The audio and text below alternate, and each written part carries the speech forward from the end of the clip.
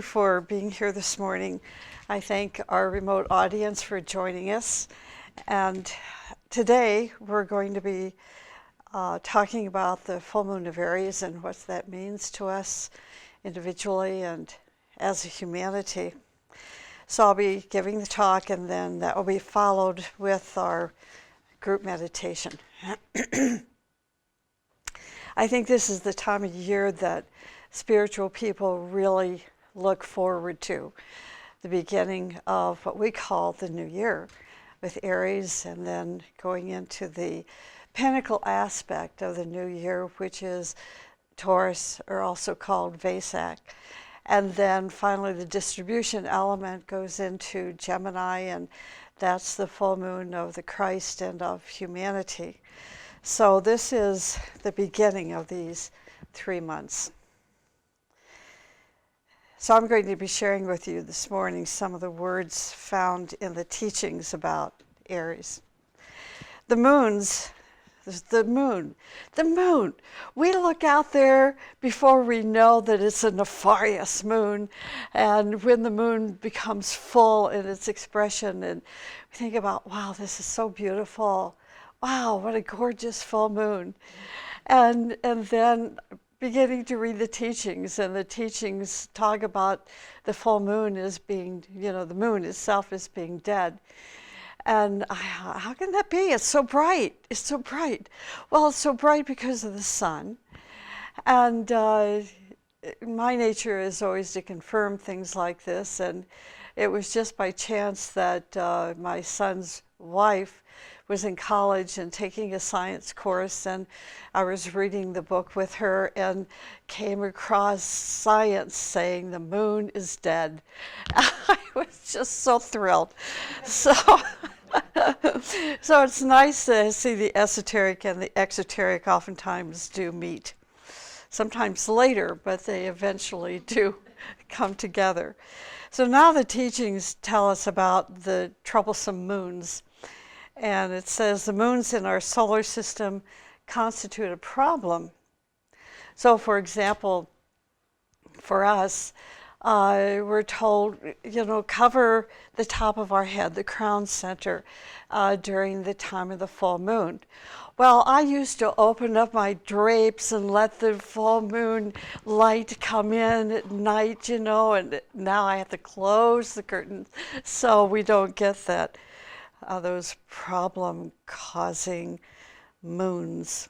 Anyway, interesting how our perspective changes, going from the outside understanding of the world and humanity of what the moon is to the more advanced understanding through the teachings. But because of the fact that the moons are decaying and disintegrating organs in the solar organism, they create tremendous complications and difficulties in receiving, assimilating, and expressing the process of the solar organism. So this is why, we're not happy with the moon, putting it very simplistically. They don't receive, assimilate, and express the energies of the whole solar system appropriately. So the same is true in a solar sense, because there are many constellations which are in the process of disintegration and which therefore have a malefic effect upon our system. So I found that to be very interesting, and it would do us well to engage in some research with it. When various constellations or planets and the sun form a certain cyclic configuration, they channel powerful energies and produce ample insulation against decaying organs. So there is our protection, our safety net. In this way, hindrances caused by these disintegrating bodies can be overcome to a relative degree, and the energy is safely received on Earth without pollution. We have such powerful alignments with the full moons of Aries, Taurus, and Gemini, but also in a lesser degree the other full moon times. Our moon, we're told, and now it's been confirmed by science, that our moon is a decaying organ in the solar system. And as such, it is a problem-producing factor for our planet, specifically our planet, but also for the solar system in general. As a decaying organ within our body, affects the body, our body, by hindering the circulatory flow of various electromagnetic energies, so that the decaying moon disturbs and pollutes and hinders energies on their way to Earth, and of course it causes the disturbances within our own system, our personal system. There are cycles in which this condition is met and handled in a way that the decaying body is insulated. Okay, it is insulated. And the hindrance is relatively absent for a period of 14 days each month. So that's a little less than, half of a month. This starts at the new moon when the solar radiation slowly overpowers the moon. And at the time of each full moon, it is totally insulated. So this insulation process begins at the new moon, the day of the new moon, and then progresses up through the full moon time when it is fully insulated. And the energies coming from the different constellations or from different and various planets bypass the disturbing factors of the moon and reach our planet Earth. I think for the more concrete-minded person, this may be difficult to really understand, but as you begin to think about it, you increase your sensitivity. And with your increasing sensitivity, then it's not necessarily words that you're trying to confirm, but confirmation by experience. You can see the difference when the moon goes on the wane. In other words, when the moon here has reached its fullest point, then it's like the energy begins to change in your life. You don't have that full-blown energetic sense of, I'm going to get this done, I'm going to go out there and accomplish all my goals and create new movements.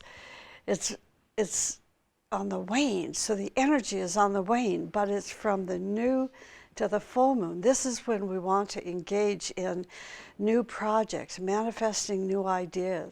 It's something I put on the Facebook a couple of days ago with some challenges just to see how it was going to be responded to, because I have nearly 1,000 people on my Facebook page now. And it was so well received. I talked about certain virtues that we should start to practice now. It received a wonderful response, and talking about the process of Aries and the full moon time, and how this is the time to really engage in manifesting new beginnings and manifesting your already established ideas and so forth. And people are saying, like this one person said, we're putting our house up for sale Monday. Is this what you mean?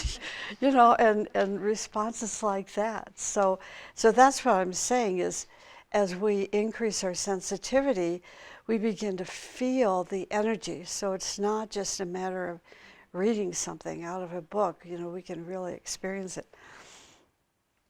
Throughout the ages, those who knew about the cycles planned new and full moon meditation periods to help us reorient our whole being toward the inner light.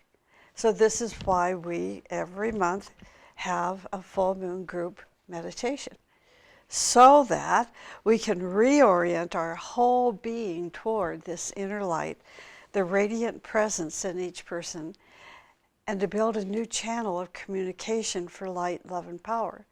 So for me, this gives us a sense of direction. That we're not just out there living a random life, but we have a path to follow. And this path gives us specific cycles that we can experience and put in our calendar that, goes beyond of picking up bread at the grocery store every other day. See what I'm saying? It's really specific. And again, it's to build a new channel of communication for light and love and power. So this is a period when we put away all of our problem producing factors within ourselves, such as our illusions and glamours and inertia and negative emotion. So this is a clue to us that meditation is not the time to focus on our problems. You know, it's just the opposite of that, to put our problems aside, our pain aside, our difficulties aside, because we don't want to put them into, or these disturbances into this flow of energy. We put away all of our problem-producing factors. So here we are in the first sign of the new zodiacal cycle. The sun entered Aries at the equinox on March 20th, and now we are coming up to the time of the Aries full moon, which in Arizona occurs just after midnight Tuesday at 12:43. This is a time to orient ourselves to the future. Are you hearing? Okay. To orient ourselves to the future, to a new vision. Aries is a sign of initiating will. And this is what little paragraph is what I put on my Facebook. It brings in new energy and creative potential. So let's open up to anything in our lives that carries the seeds of beginning. If you would like to remake your life, how would you want it to be? What would the world be like? So one of the responses on the Facebook is, was that rhetorical? I know, it was so interesting. So I immediately got back and said, no, absolutely not. It's literal. And that's when she said, well, is it like we're putting our house up for sale in the market? You know, Monday, I said, yeah, that's it. So we can think about this and ask ourselves this question: if we could remake our life, how would we want it to be? And what would the world be like? Our world be like? If we want to expand this idea and just look at the entire world, or our country to start with, and then expand it out, you know, into thinking about the globe, how would we make things different? In the sign of Aries, Hercules carried out his first labor, his first act of service. Of course, he was untried and inexperienced, so as you can imagine, he got a few things wrong. It's a clue for all of us. Okay. His task was to capture a herd of wild horses. Now, that's not so unheard of in Arizona. We have lots of herds of wild horses, but we're probably not going to venture out, you know, most likely to capture them like Hercules did. His task was to capture a herd of wild horses. The man-eating mares of Diomedes. Diomedes is the son of Mars, so now you know we're going into a legend here. Diomedes was breeding war-eating horses, and following their natural instincts, the mares had ravaged the marshlands and killed many people. Hercules asked his friend Abderus to help him. They cornered the mares in a field and tried to drive them through a gate, but Hercules was a little too confident, a little overconfident of his own power, while Abderus was fearful of his task. So here we have Hercules that's overconfident, and then we have Abderus who is fearful, you know, of the job. So the horses bolted and trampled Abderus to death. Hercules, if I know it's shocking, it's shocking. But this is also can be understood, this legend is a metaphor, so we can, think more deeply about it. So Hercules eventually recaptured the mares. However, the first labor ended in partial failure with the death of his friend. The mares of Mars, I'm sorry, this is so funny to me. The mares of Mars, I mean, you could, write a poem on that, or maybe an epic novel.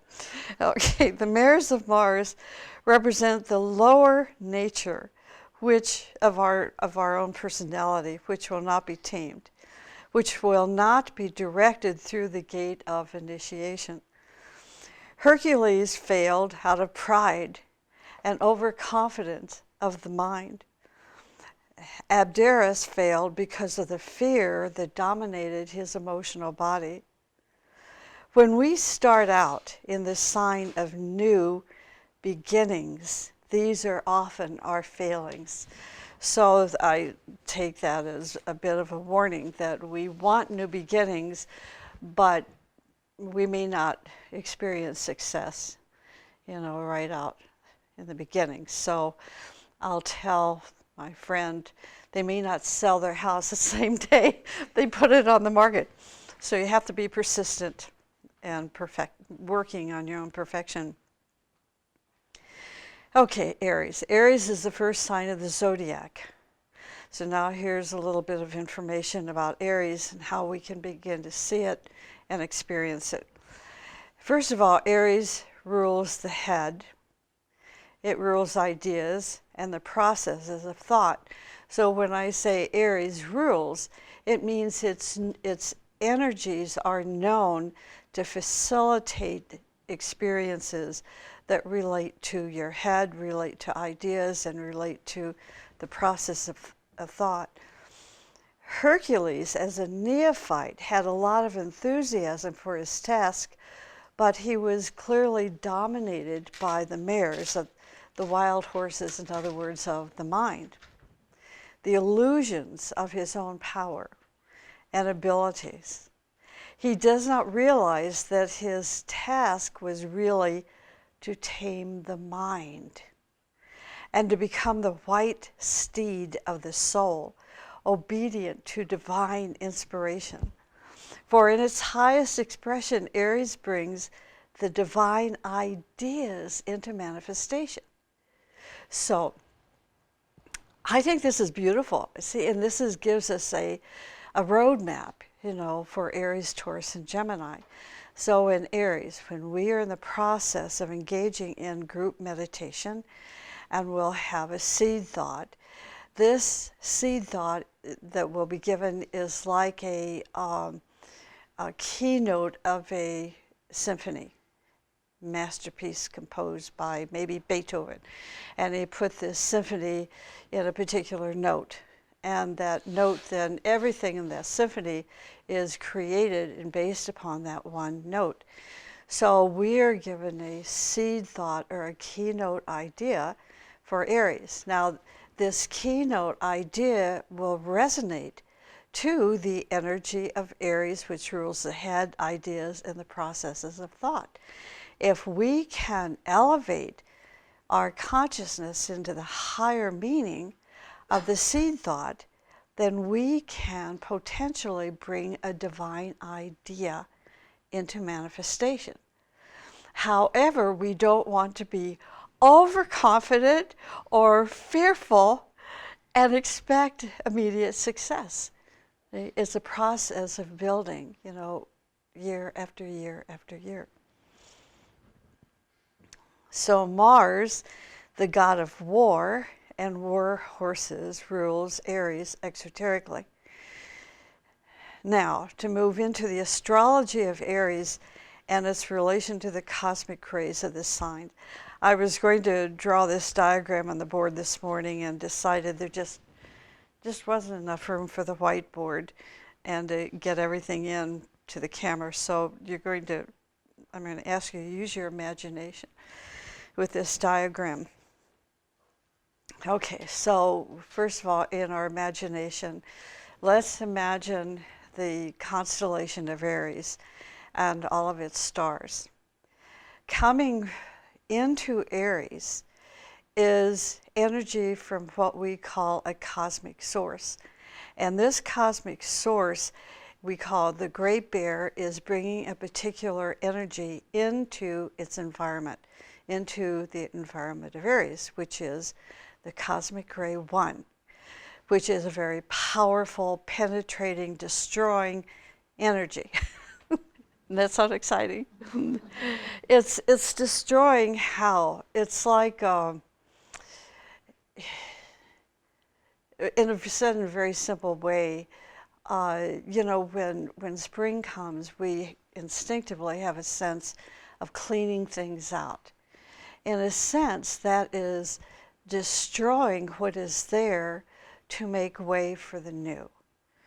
So we can't make way for the new if we don't create space to bring it in. So in essence, from afar in the cosmic realm of life, you know, this ray 1 energy is coming into Aries, and it splits into two energies, the ray 1 and 7, which basically means, okay, you're going to destroy and then rebuild.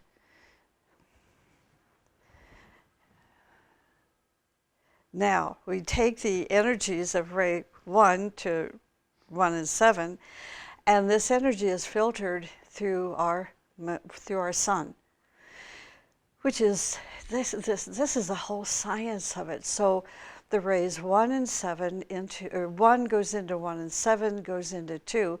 And what does 2 do?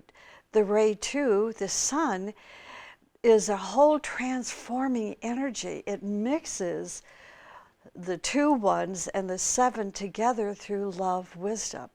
So now we're tempering that ray 1, which would have been, without the tempering, would have been those destructive mirrors, you know, or the god of war. Now we're putting the god of war with the god of light and love and power through the ray 2, you know, love, wisdom, energy. Now, so we have the Great Bear to Aries to the sun, and now this energy splits again and goes over to Mars and over to Mercury. Now, Mars is a ray 6 energy, and Mercury is a ray 4 energy. So now we're beginning to realize, okay, we may not understand all the specifics, but we see there's a lot of energy involved, psychological energy, if we want to call it that way, that are coming together, mixing together in a state of harmony so that we can then express ourselves through the Aries energy in the most creative way, but different. It's like, how can I say this? I believe that when we are born, our soul is based on an archetype or based on a prototype. And in that archetype, our soul is imprinted with what our God-given purpose is for our life. It doesn't say this archetype doesn't say we are put on this planet to compete with everybody else. Contrary to popular opinion, it doesn't mean that I'm here to beat out the person that just got promoted and I didn't, so I'm going to kill him off. God of war, see, Mars, kill him off. That's not the purpose of this archetype. The purpose of the archetype is to recognize what my purpose in life is all about. Now, during Aries, we can take that purpose, align ourselves to the purpose, bring a divine idea into manifestation, and put that idea into operation that is in harmony with the purpose of our soul. Not to can be competitive with my next door neighbor, not to think others need to follow me because I'm better than they are, because we're each unique. And so the way I like to see Aries is that Aries is getting us back to our uniqueness. So we have the ray 6 of Mars and the ray 4 of Mercury coming into the planet. So we have all of this whole entire system that's coming through the ethers, coming through the different spheres, and finally permeating the atmosphere or the environment of the planet. And then all we have to do as human beings in our higher mind be responsive, to the beauty of these harmonizing energies.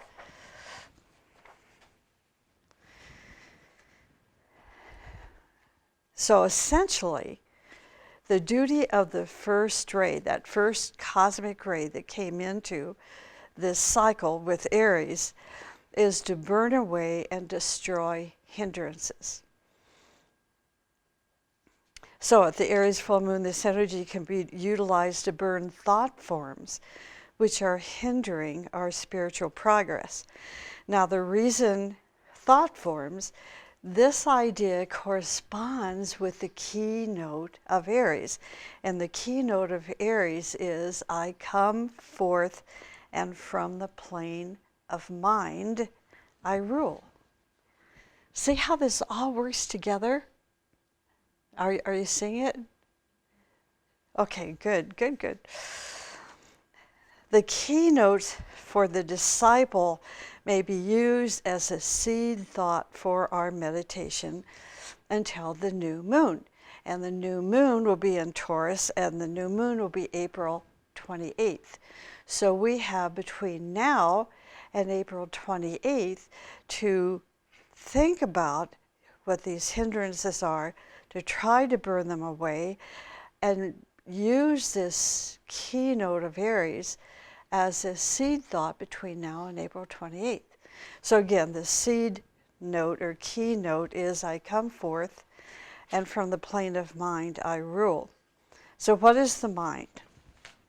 The mind can be found in different developmental stages, from the uncultivated mind to the stage of the mind where the consciousness is in complete harmony with our inner presence, where we become totally awakened.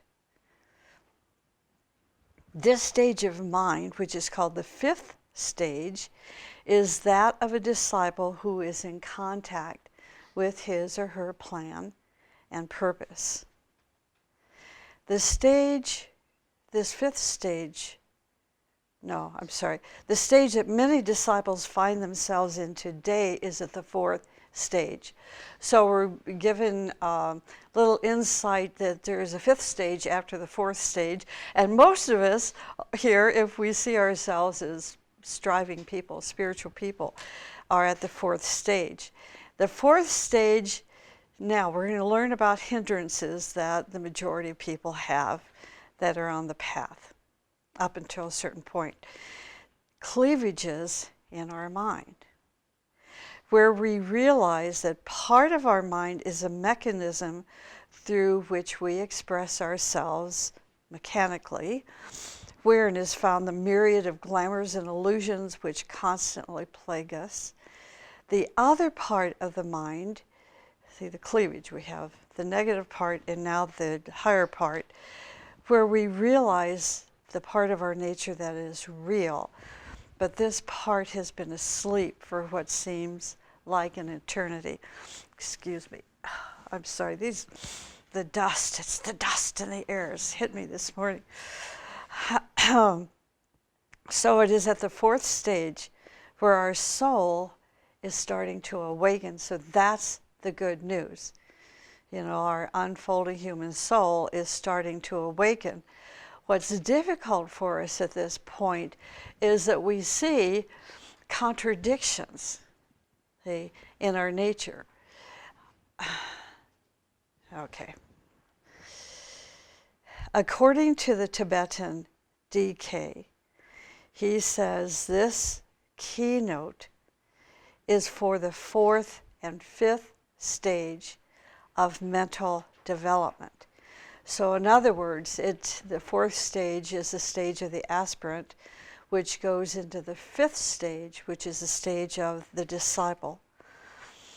And don't ask me about stages 1, 2, and 3. We don't care about those stages, okay? I mean, we went through those stages a long, long, long time ago, many incarnations ago. Our focus right now is stage 4, moving into stage 5 in our consciousness. So the mind is fiery in nature, and where the process of transmutation takes place, allowing the lower part of our nature to undergo change. I remember taking a course from an astrology teacher many, many, many moons ago, and I was so shocked by his statement. His statement was based on all the clients that he served. He said, nobody changes. And I was so discouraged. And then why is he staying in this, in this field of counseling through astrology if his clients are changing themselves, or not changing themselves? So I made it a point, that was a challenging statement to me. So we have the teaching. That he didn't have the wisdom teaching, he had the knowledge of astrology, but he didn't use astrology as a point of transformation, to give people hope, to give people a sense of destiny, to give people hope that they can be successful and they can get out of the muck and mire, that they find themselves in. And certainly esoteric astrology is that. It takes us out of the muck and mire and into the light. Okay, again, to repeat this, the Aries keynote is I come forth, and from the plane of mind I rule. So that's the mind. Now, what is transmutation? If we're objective and sincere, we can use the energies of Aries to bring about positive change and to bring about transmutation. Transmutation is a process where the substance of the astral plane, the substance of the lower, in other words, is drawn up into the plane of the higher, or in this case, the higher mind, and replaced with a higher grade of substance, higher grade of matter. It is through the process of transmutation, the higher correspondences of the lower centers. The higher correspondences of the lower centers begin to function. So apparently every lower has a higher. Okay, putting it simplistically. So aspirants, as well as disciples and initiates, all undergo this process of transmutation, particularly at the times of the monthly full moons, or as we like to call them, the solar festivals. Aries is a month that all 3 stages of spiritual students, aspirant, disciple, and initiate, all 3 stages of spiritual students must engage in the process of transmutation. So that's telling us, even though we think we are really great, we can still be greater. And this is why people are greater than we are, and why people are lesser than we are. We are evolving human beings, bringing about resurrection and new beginnings. So here's 3 points. For the initiate, transmutation moves the individual from their chalice to the Holy Triad, or from the higher mind into the upper part of the Antakarana, which is called the Holy Triad. That's for initiates. For disciples, the process of transmutation goes from the heart center to the head center. Now, I realize right now this is just information, but again, you will experience it. And when your consciousness goes from the heart center to the head center, amazing changes occur within your entire human constitution. These chakras reorient themselves. There's a cleansing process. Through transmutation, the higher is coming into the lower and changing it into the higher. So it can be a time that you wonder about yourself. You know, you wonder about your health. You wonder about your sanity. But if you know that this is a natural process of your evolution, then there is a balancing point. And that balancing point is over here you take good care of your health, while over here you are engaging in the manifesting of creative ideas and engaging in meditation and engaging in service. So there's your balance. Now for the aspirant, it's a little more complicated. Of course, it's more complicated because it's not quite as intense. For the aspirant, you'll have to think about that. For the aspirant, the process of transmutation goes from the sacral center to the solar plexus, and then to the heart center, and then to the throat. So there's a major reorientation going on from the sacral to the solar plexus, to the heart, and then to the throat. So this is why the stage of being an aspirant is a much longer stage of duration than it is to be a disciple or an initiate. It's a more gentle process, can I put it that way? Okay. Bless you. Yeah, I know, I feel the same way.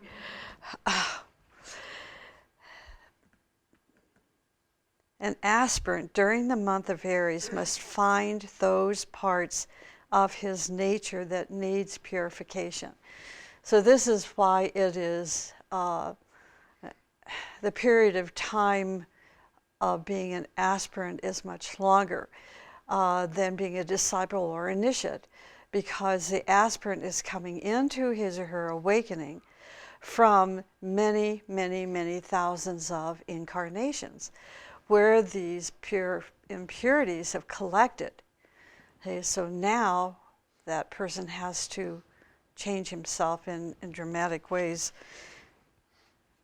so he can concentrate his consciousness in such a manner that he can contact his higher energies. Are you with me? Okay. When he makes contact with these higher energies, he or she will then find her place in service, and that service will be in sync with that archetype of the unfolding human soul. I was listening to NPR on the way over here this morning. They were featuring a woman's program, which I hadn't heard before. And this particular woman, I don't know who she was, but she's a member of Congress. And she and some congressman from the state of Tennessee and somebody else, another congresswoman, they are trying to create a national museum of congressional women, and how difficult it has been because she keeps the what do you call it? I'll call it an idea. The idea that she keeps presenting to Congress keeps being voted down. And it takes a majority of votes to pass this because she wants a museum to be in Washington, D.C. And she was talking about there are 2,500 statues of men throughout the whole D.C. area and 5 women. But for, I said, what does this have to do with Aries? Well, it's the idea of how long it takes to initiate a plan.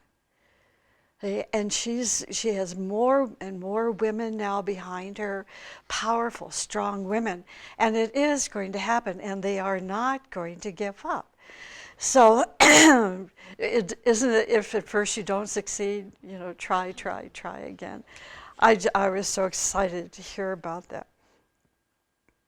So perhaps this motion to create a National Museum of Congressional Women is helping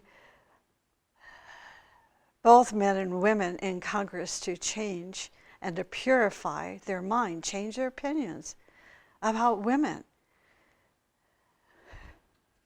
Okay, enjoy what I shared with you this morning. You know, think about Aries. I think we have enough information to know how to, recognize Aries energy.